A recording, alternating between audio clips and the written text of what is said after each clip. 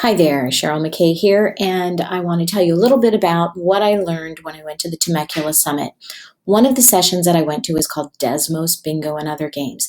Now, I use Desmos, the Desmos graphing calculator, in my math class, and so I wanted to see what other things I could do with it, and I'm really glad that I went to this session.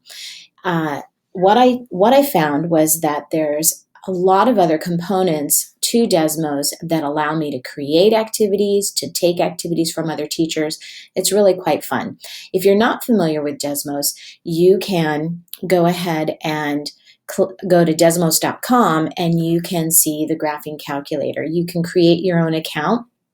You'll want to, it's easy, you just log in with your Google account, because when you get to the teacher component, you need to have an account. But it's just a regular graphing calculator, but it's simpler and easier to use, and most students find it fairly easy to do. There are components to it that allow you to share it. You can share your graph if you really wanted. You can print it, and if you go to this little wrench here with the settings, you can actually use a projector mode. You can change the boundaries of your graph, and you can zoom in and zoom out. And it's really very fun. You can zoom in a lot. You can zoom out a lot. You can actually just use your fingers on your Mac to zoom in and out. So there's a lot of components. You can plot points. You can graph lines. There's lots of different things. So having the Desmos graphing calculator, one thing that you'll want to do is you'll just want to explore it a little bit.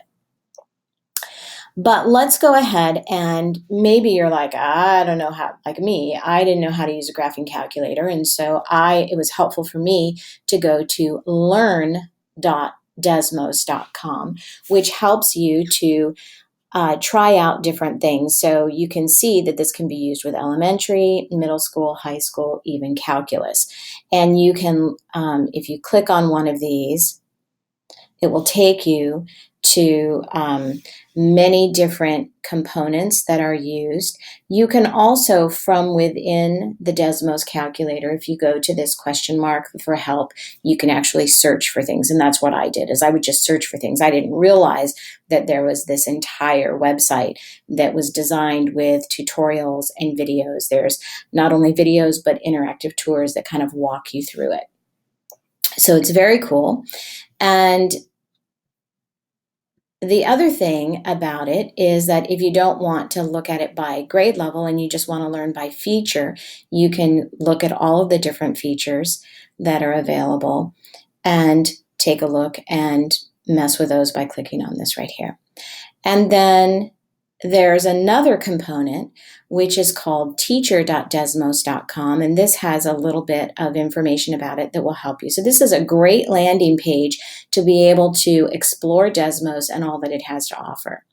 We can finally get to the features. All right. And then this right here, this Desmos Bingo, was just a fun little activity that had some graphing challenges that you could do with students. And so we did it in our session, and you can as well. If you just click on it, you can see you can print off PDFs that students could actually just try it out, or there's paperless options that have graphing challenges here. And then again, here's some class activities. All right, so that was the Desmos Bingo. But the thing that I found to be most exciting was going to teacher.desmos.com. So when you go to teacher.desmos.com, you can search through many, many, many different activities that other teachers have created. And you can assign them to your students so that they can do them. They can do them in class. They can do them at home. It doesn't matter, as long as they have access to a computer. And so you can also create your own. So you can see this was one that I was kind of playing around with that was created by Desmos. And it talks about actually changing the lines to make a large space into a certain amount of parking spaces. And then this one is one that I created on graphing linear inequalities. And so if I click on it and I try to edit it, I can show you what it looks like a little bit. This was what I asked my students to do. And I can show you what the preview looks like. This is what the student would see. They would be asked to graph an inequality that has the point -2, 1 in it. So the point is right there, and then they would graph an inequality to show that this is a solution to that. And it gets, there are parts to it where I created a graph and then I asked them a question and they have to explain their reasoning. So they type it in like that. So lots of different components. Sometimes you can have them graph, sometimes you can have them write or identify something. I asked them to look at the graph that they created and then identify a solution point. So anyway, so this was an activity that I created for my students when we were studying linear inequalities. Now, let's see if I can get out of here easily.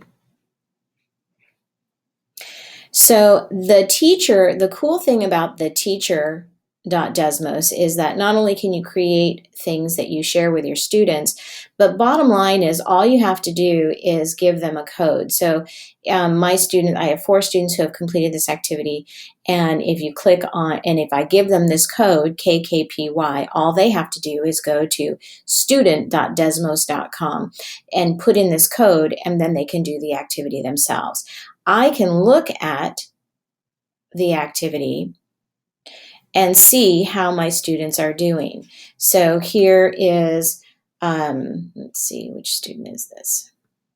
So here's a student who did the activity, and I can look at each, how he did, if he accomplished graphing an inequality with the point, and he did. And I can just scroll through. Or if I want to see the thumbnails, I can see the thumbnails like that.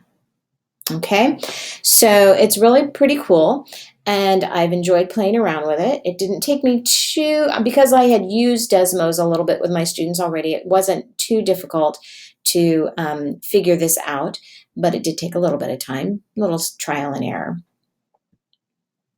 And then what the students do is, let's say I give them this code, KKPY, then they go to student.desmos.com, and right now I'm signed in, so it recognizes me. But if I wasn't signed in, it would say, welcome, enter your class code, and I would do KKPY, and it would ask me if I wanted to sign in or if I wanted to create an account. I actually have all of my students create an account. And then, but if they don't want to, then they just have to put their name in, and then they can move forward. So that's Desmos. I encourage you to spend some time exploring it. It's pretty cool. It's got a lot of really fun activities. This only looks like a few here, but there's many, many there. You can create your own custom activities, and if you just click on this arrow, it'll just keep going and going and going. Many different ones for all grade levels. Hope that inspires you.